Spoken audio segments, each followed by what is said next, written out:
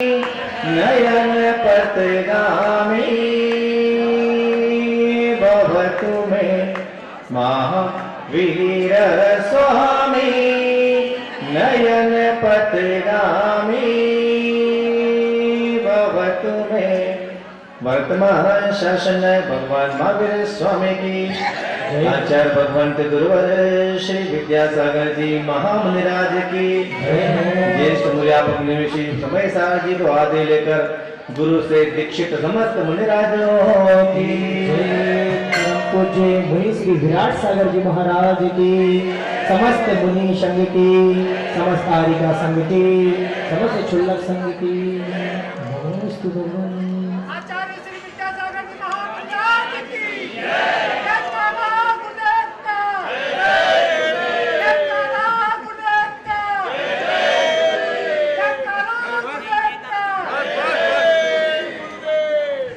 बीते समय में हम लोग कितने गर्व से कहते थे कि हम उस युग में जन्मे हैं या उस समय में जन्मे हैं।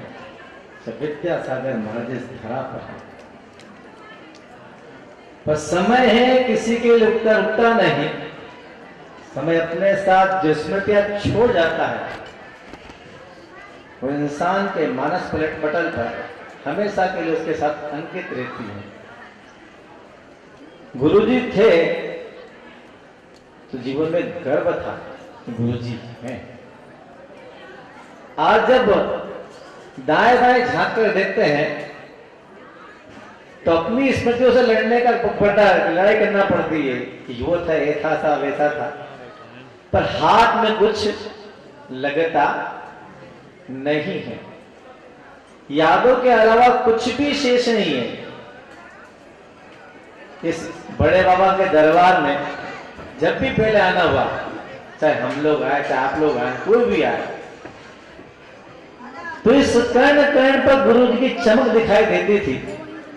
वो पूरी जनता की उमंग इसी किसी केंद्र पर जाकर स्थापित हो जाती थी।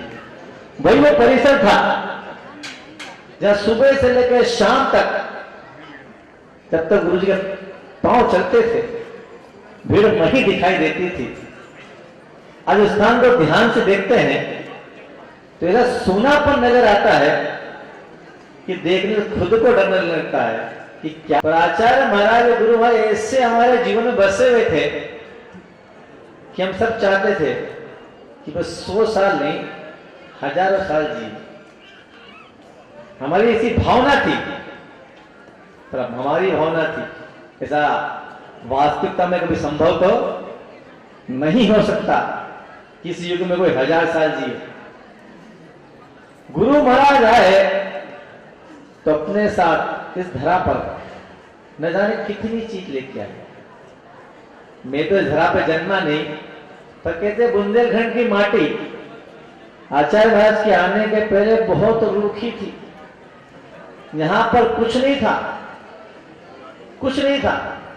जब ताहाल बेट के रास्ते से आचार्य महाराज का इस बुंदेलखंड धरा पर आना हुआ, जो घटना वो घटी, जिसको देखकर आचार्य महाराज को लगा कि साधना के लिए और तपस्या के लिए क्षेत्र, धर्म की प्रभावना के लिए क्षेत्र बहुत उत्कृष्ट है। उसी रास्ते से इस धरा पर प्रवेश किया तो पांव पैदल चलते चलते चलते कहां पहुंचे, जहां बड़े बाबा विराजमान थे। मुझे तो लगता है एक किस्सा, मुझे जब हम अजमेर में थे तो प्रमोद जी सोनी की माँ, जो भागचंद जी सोनी की साथ बहू है, उनने सुनाया था कि महाराज जब मैं बुंदेलखंड की यात्रा से आई तो गुरु महाराज सोनी जी के नशा में विराजमान थे। तो मैंने उनको प्रणाम किया तो गुरु जी ने आशीर्वाद दिया और पूछे यात्रा ठीक रही? मेरी यात्रा तो बहुत अच्छी रही, पर आप अगर यात्रा करके कहीं मध्य प्रदेश जाए तो बुंदेलखंड के कुंडलपुर के बड़े बाबा के दर्शन करने आप जरूर जाना। अद्भुत प्रतिमा है जिसको देखकर किसी के पांव ठहर जाते हैं कि साक्षात आदिनाथ भगवान यही विराजमान है। सबसे पहले शायद उसी महिला ने कही थी आचार्य से कि आप बड़े बाबा के पास जरूर जाना। और मैं तो कहूं कि गुरु महाराज का इस धरा पर आना इसीलिए हुआ होगा कि बड़े बाबा को बड़ा मंदिर शायद देना होगा। बड़े बाबा ने कहा, विद्यासागर बहुत समय हो गया मुझे छोटे से परिसर में बैठे बैठे, अब आओ और उच्च स्थान जल्दी से मुझे प्रदान करो। गुरु जी को वर्षों लगे इस काम को करने में, न जाने कितनी कठिनाई आई, तो गुरु महाराज का साहस था। तो सारी दुनिया, कितने विद्वान थे, कितने साधुगत के लोग थे, सबको ये लग रहा था कि ये काम असंभव है। ये काम कैसे संभव है कि जो मूर्ति हजारों वर्षों से यहाँ बैठी है, वो किसी को अंदाजा नहीं है कि ये एक ही शिला पे बनी है, खंड खंड भी है। तो गुरु महाराज का विजन था, एक बात हमेशा कहते थे कि प्रतिमा फूल की तरह उच्च सिंहासन पर जाकर विराजमान हो जाएगी। एक घटना मुझे याद है, समय तो मुझे याद नहीं, पर 2005-7 की रही होगी वो, तो समय रहा हो, नहीं 5 की रही होगी। बड़े बाबा के ट्रांसफर के पहले की बात है। गुरुजी इसने सामायिक की तो अपने कक्ष से बाहर निकले तो एक पंडित जी आश्रम में थे, कटनी के पंडित जी कोई थे, वो जो भी पंडित जी थे। तो जैसे संधिवा से गुरुजी पीछे जाने को हुए तो पंडित जी सामने से आए। उन्होंने बड़े नमोस्तु के आचार्य जी को, और योग संयुक्त हुआ था, आचार्य पीछे खड़ा हुआ था। उन्हें आचार्य जी वो बड़े बाबा के स्थानांतरण को लेकर विद्वानों में बड़ा रोष है, वो काफी बातें उठ रही हैं कि कैसे होगा, कैसे संभव है, कैसे हो जाएगा, कुछ हो गया तो। तब पहली बार आचार्य महाराज की जो भक्ति मैंने देखी थी उनकी आंखों में बड़े बाबा के प्रति, गुरु महाराज की दोनों आंखें लाल हो गई और एक कड़क आवाज में बोले कि मैंने बहुत सुन लिया, अब मैं किसी की नहीं सुनूंगा। तो उस घटना का चश्मे गवाह हो, मैं उनके पीछे खड़ा था। मैं पंडित जी गुरु महाराज के समय था पीछे की तरफ। बहुत सुन लिया मैंने, अब मैं किसी की नहीं सुनूंगा। बड़े बाबा को नए मंदिर में लेके जाऊंगा तो अच्छे से लेके जाऊंगा। तब हम लोग इतना समझते नहीं थे क्या होने वाला क्या है। पर जब बड़े बाबा के मंदिर का, बड़े बाबा को उच्चासन देना था, तो जनवरी की घटना थी। 3 दिन तक लगातार गुरुजी जब दिन में वहीं टक टक की लगाकर बैठे रहते थे। एक एक कण को उनने जो पुराना मंदिर था मां से अलग होते देखा है, और हर क्षण हर पल उनके मन में यही चलता रहा कि सारी दुनिया की नजर मुझ पे है, वो मेरी नजर बड़े बाबा की तरफ है। जब बड़े बाबा को उनके मूल स्थान से उठाया गया नवीन स्थान देने के लिए, तब आचार्य महाराज कहते थे कि प्रतिमा फूल की तरह जाएगी, और वाकई में उसे महिमा मौजूद था, प्रसंग था। बड़े बाबा को जैसे उठाया तो कहते फूल की तरह जाएंगे। उस क्रेन ने फूल की तरह बाबा पहले उठाया बड़े बाबा को, ऐसे आनंद से जैसे बालक झूले में झूलता है ना, बड़े आनंद के साथ, वैसे आचार्य महाराज की स्तुति से बड़े बाबा की प्रतिमा 5 बार में मूल सिंहासन पर जाकर बैठ गई। शाम का वो समय था। तो योग की बात मेरे जीवन का सबसे बड़ा सौभाग्य, जिसे मैं कहूंगा, मुझसे कोई पूछे कि आपके अभी तक के जीवन का थोड़ा सौभाग्य क्या रहा, कि आगे भी क्या रहेगा, तो एक बात सच बताता हूं मैं। जब बड़े बाबा पहली बार उस क्रेन की डोरी के माध्यम से सिंहासन पर बैठे थे, तब गुरु महाराज के सामने 3 मुनि और थे उस बड़े बाबा के पास। आचार्य महाराज, मुनि पुराण सागर जी, मैं और मुझसे अनुज विशाल सागर जी महाराज, हम सिर्फ 4 लोग उसके एरिया में थे। और जब पहली बार शाम के समय पहली बार तो प्रतिमा सिंहासन पर बैठी, तो गुरुजी ने हाथ लगाया, बोले तुम सब हाथ लगाओ।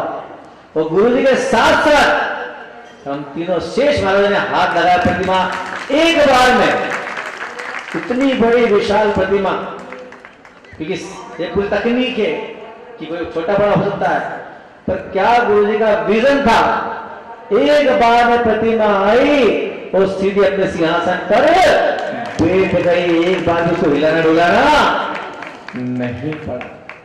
और जैसे प्रतिमा बैठी, गुरुजी की आंख से फिर तो आंसू गए। क्या जो भी मन में बोले, अपने बड़े बाबा को प्रणाम किया, तो हमसे बोले मेरा कक्ष कहाँ पे है।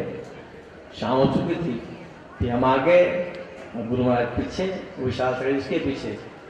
माँ से गुरु जी को अभी बगल में बिठा के आ गए, नमस्कार जैसे हाँ आप जाओ।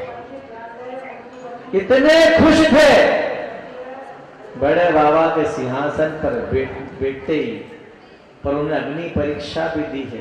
तो सारी दुनिया की नजर थी कि ये काम असंभव है। वो लोग तो गुरु जी के जीवन, पूरे जीवन काल का इतिहास रहा, जब जब उन्होंने कोई अच्छा काम सोचा है तो विघ्न संतियों से वो काम करने को मौका मिल जाता था। साढ़े षड्यंत्र इसमें लग रहे कि बड़े बाबा इस स्थान से नहीं उठने चाहिए,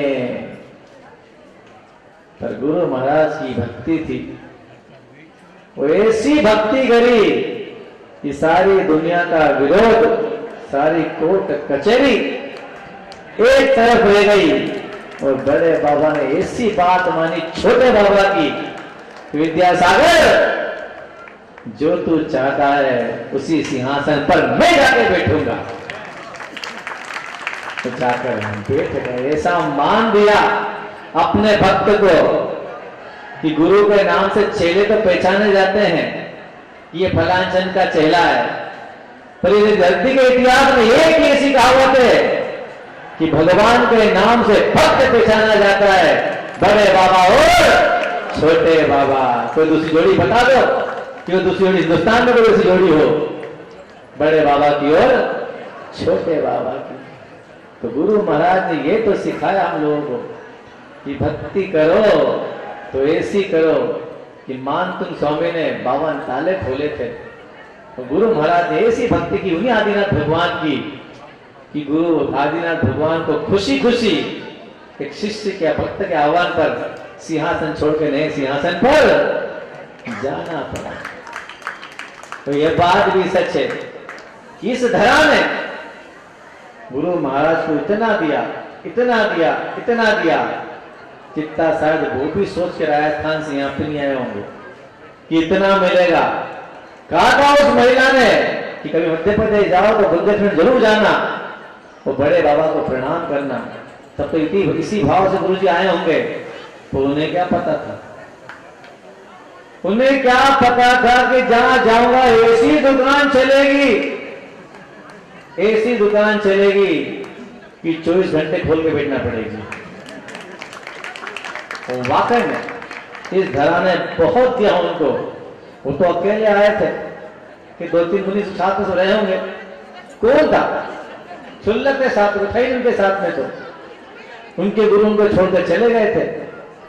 तो कभी सोच के लगता है कि ज्ञान सागर जी महाराज ऐसे कौन से पारखी थे जो साउथ से कोई युवा आए जिसको हिंदी भी नहीं आती हो, तो ये मारवाड़ियों कन्नड़ भाषी दोनों में मैच नहीं, तो ऐसी कौन सी चीज उस हाड़ मास की आंखों ने उस शरीर में देख ली कि आने वाले भविष्य का धरती का भगवान यही बनेगा। कौन जानता था ये बात? कौन सी दिव्य दृष्टि ज्ञान सागर जी महाराज के पास थी जिसने पहचान लिया एक बार में, पहले परिचय में। जब पहला परिचय हुआ तो पूछा तुम कहां से आए हो, क्यों आए हो? तो बता दिया अपना उद्देश्य। मैंने आपका नाम सुना और आप बहुत बड़े जिनवाणी के पारंगत मुनि हैं, तो आपके चरण में सब प्रसाद पाने आया हूं। क्या नाम है? बोले विद्याधर। तो ज्ञानी तो ज्ञान की बात करते, विद्याधर विद्याधर उड़ जाओगे तो फिर क्या होगा, क्या फल मिलेगा मुझे? तब वचन दिया। इतना बड़ा साहब में जान पहचान को ज्यादा है। ज्ञान सागर जी को पहली बार देखा है, वे बुद्ध मुनि है, या भी युवा है। मन में आ सकता था ये तो वृद्ध है, वो कल कुछ हुआ तो मैं कहां जाऊंगा। पैसा भरोसा विद्या लेकर उड़ गए तो की सारी समस्या खत्म कि महाराज आज से वाहन का ही त्याग, वाहन पे नहीं चढ़ूंगा। जो प्रथम परिचय में अपने गुरु को ऐसी महान निधि ऐसा संकल्प ले ले तो गुरु की क्या सामर्थ्य कि अपने अंदर की संपत्ति को रोक ले। यहां से जो मेरा है इस विद्या घर का। हम राजस्थान के प्रवास में रहे, मां की हवाओं में गुरु शिष्य की अनेक कहानियां घूमती है, जिसका सबसे बड़ा केंद्र नसीराबाद, जहां उनकी बहुत सारी यादें गुरु शिष्य की। इन संपूर्ण घटनाओं को हमारे संघ के मुनि है, वरिष्ठ मुनि प्रणम्य सागर जी महाराज, उनने बड़ा अच्छा भजन लिखा उस पर, और मैं कई बार भजन को गाता, बड़ा प्रिय मुझे गुरु जी का भजन।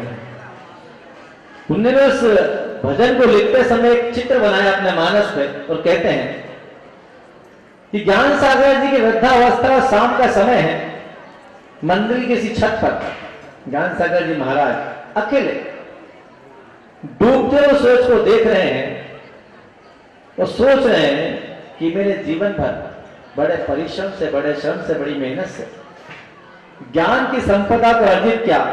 वो ज्ञान भी कैसा आगम प्रणीत, एकदम सही सम्यक ज्ञान, उसको हासिल किया।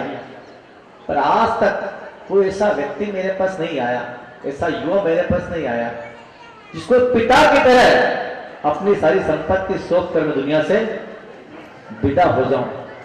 इसी चिंतन में अकेले, अब वो कौन सा मंदिर आया तो लेखक जाने, वो सोच रहे हैं कि सूर्य ढलने को है, अब मैं क्या करूं कि कोई ऐसा। वो क्या सोच रहे मन में, अस्त हो रहे ज्ञान सूर्य ने, सोचा था एक दिन की शाम मेरे ढल जाने के बाद कौन करेगा मेरा काम। कि मेरी वृद्धावस्था है, सब कुछ मेरे पास है, पर मेरे सब कुछ को लेने वाला मेरे पास नहीं है, मैं किसको दे दूं। ये उनकी पीड़ा थी। अंधकार में मोह जगत में ज्ञान प्रकाश भरेगा कौन, मेरे जीवन की बुझती ज्योति को जलाए कौन। सब अयोग्य काते दिखते हैं, कोई न दिखता है निष्काम, मेरे ढल जाने के बाद कौन करेगा मेरा काम। कि चारों ओर अंधकार है, कुछ दिखता ही नहीं है विषय वासना के अलावा। वो सारे युवा इस भौतिक जगत की दौड़ में लगे हैं। मेरे पास जो संपत्ति है वो अध्यात्म की संपत्ति है। वो कोई निष्काम दिखता नहीं है, बिना मतलब कोई आता ही नहीं है। जो आता है, भाई आशीर्वाद दे दो, मेरी व्यवहारिक जिंदगी अच्छी चल जाए, वही मांगते सब जाके। तो वही मांगते हैं, कोई निष्काम व्यक्ति तो आए जो मुझसे मांग ले। अब बूढ़े आदमी की पीड़ा तो बूढ़ी होती, क्या करे, किससे कहते हो। तो पुण्य धर्म धरा का, पर हम सबका घटना घटनी थी। वो एक बात आपसे कहूं अपने मन की, ये जोड़ी आज की नहीं है, ये जोड़ी कई बार पहले बन चुकी है, पर मंजिल अब इस पर्याय में आकर मिली। तो कई बार बन चुकी है जोड़ी। एक ही बार में एक शिष्य को धरती का भगवान को गुरु बना दे, ये बहुत महाआश्चर्य की बात है। वो सिर्फ कितने समय में, 4 साल के छोटी समयावधि में एक कन्नड़ भाषी युवा को हिंदी सिखा के एक मारवाड़ी आचार्य सब देते, समझ में नहीं आता। एक असंख्य व्यक्ति से मिलना हुआ, वो हो गए मेरे हिसाब से 90 साल के। शिखर जी आए थे एक बार, तो बात चली तो बोले महाराज जी ने आचार्य महाराज को बहुत पास से देखा है। जब वो आचार्य महाराज पर आए थे नए नए, रास्ता का व्यक्ति था वो, बोले इतना छह ऑप्शन नहीं था महाराज गुरु महाराज का जो हमने देखा था उनको पास से, बहुत युवा थे उस समय। जरूर ज्ञान सागर जी महाराज ने कोई ऐसी घुट्टी पिलाई है कि जो पढ़ते थे एक बार में पूरा, वो हिंदी पर ऐसी पकड़, इसको हिंदी बोलते ही नहीं आती हो कि सारे विद्वानों की बोलती बंद कर दे। तो कुछ तो ज्ञान सागर जी ने ऐसा दिया तो होगा। महाराज बोले जादू की डंडी है, जादू भी छोटा पड़ गया यहां तो। क्या दिया, क्या दिया हम तो नहीं जानते, पर जो मिला सबको वो सब जानते हैं। धर्म महा है पात कठिन है, किसको इसका रस कहें। श्रद्धा का जो दीप जलाए, ज्ञान चरित में लीन रहे। तभी एक विद्याधर आया, दूर कहीं से गुरु के धाम। मेरे ढल जाने के बाद कौन करेगा मेरा काम। बस यहीं से हम सबका, इस कायनात का पुण्य शुरू होता है। और राजस्थान के किशनगढ़ के मदनगंज में वो घटना घटी जब प्रथम परिचय आचार्य विद्यासागर जी महाराज का आचार्य ज्ञान सागर जी महाराज से हुआ था। हम कुछ पाने गए थे कि आपके पास वो है और मैं लेने वाला हूं और आप देने वाले हैं। मैं मांग करता हूं आपके सामने दोनों हाथ फैला के, अपनी अध्यात्म की संपत्ति मुझे दे दीजिए। पर आचार्य ज्ञान सागर जी महाराज ने एक वाक्य में कि तुम्हारा नाम विद्याधर है, मैं कैसे यकीन कर लूं तुम पर कि तुम मुझे वापस कुछ लौटा के दक्षिणा दे के जाओगे। पर एक बार मैं कह दिया कि आपकी पीड़ा मैं समझता हूं वृद्ध है, तो आपने जो कमाया कितनी मेहनत से कमाया होगा, मैं वचन देता हूं कि वाहन का त्याग कर देता हूं, जब तक रहूंगा आपके पास रहूंगा, कहीं नहीं जाऊंगा। जो इतना बड़ा भरोसा दिला दे उस पर तो देवता भी यकीन कर ले, तो इंसान थे, मान गए। वो उस दिन से सिखाना शुरू किया। वो कैसा सिखाया, फिर गुरु ने शिक्षा दीक्षा दे, इच्छा जल को जला दिया। स्वयं शिष्य के चरणों में आ बैठे अहम को गला दिया। खूब जले विद्या का दीपक, दुआ ज्ञान की आठों याम। मेरे ढल जाने के बाद कौन करेगा मेरा काम। हम कहते ना गुरुजी बहुत वैभवशाली थे, सच बात है कि हम गुरुजी के इतने सारे शिष्य शिष्याएं हैं, पर किसी के सामने आचार्य महाराज ने कभी ये नहीं कहा, मैं दुनिया से जाते जाते कहा कि मैंने तुम्हें जीवन भर दिया है, मुझे दक्षिणा तो दे दो। हम सारे के सारे अपने गुरु के कर्जदार हैं कि गुरु ने कुछ मांगा ही नहीं। और सौभाग्य था हमारे गुरु का कि एक चेले से क्या कहा कि विद्यासागर मेरे पास जो था मैंने तुम्हें दे दिया, अब मेरा अंतिम समय आया है, जो दिया है दक्षिणा के रूप में वापस तो लौटा। आप क्या चाहते हैं मुझसे कि मेरी समाधि करवा दे। सोचो, एक ही गुरु है और सामने एक ही चेला है। समाधि का अर्थ जीवन तो होता नहीं, जीवन का अंत ही होता है हमेशा। वो क्या मांगा? मांगा भी तो क्या मांगा? कि मेरी समाधि करवा दो। सोचो गुरु महाराज के मन पर उस समय क्या बीती होगी कि जिसके पीछे में सब कुछ छोड़ के यहां रह गया, वो ही शख्स मुझसे क्या मांग रहा है? अपने अभाव मांग रहा है कि समाधि चले जाए, मेरा कौन होगा?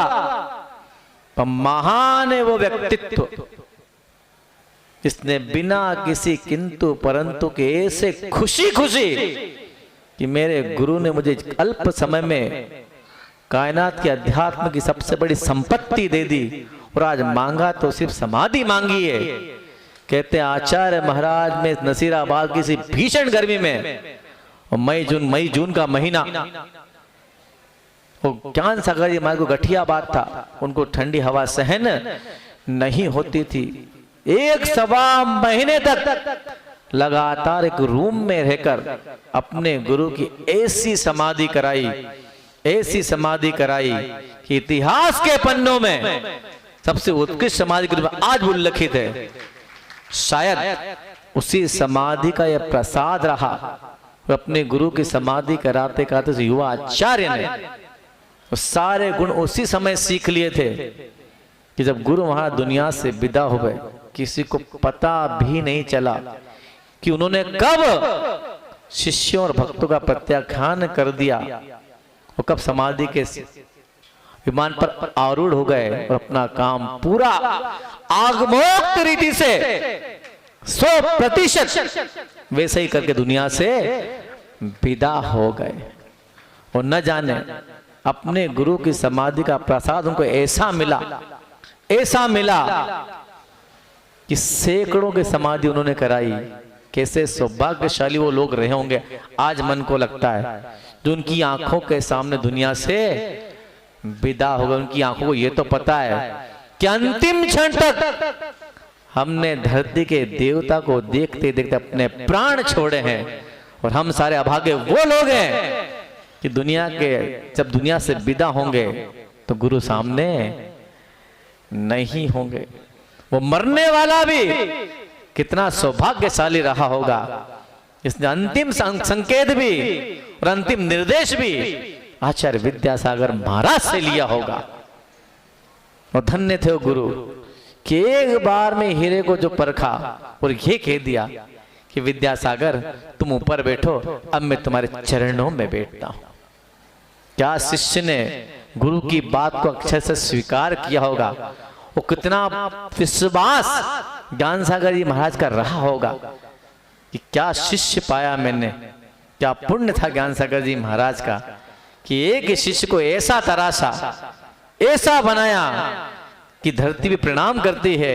आचार्य विद्यासागर महाराज धरती के भगवान थे। तुम प्रकाश के पुंज बनोर, तुम्ही बनो सूरज श्रीमान, तुम्ही चलाओ सबको पथ पर, और चलो खुद ही धीमान।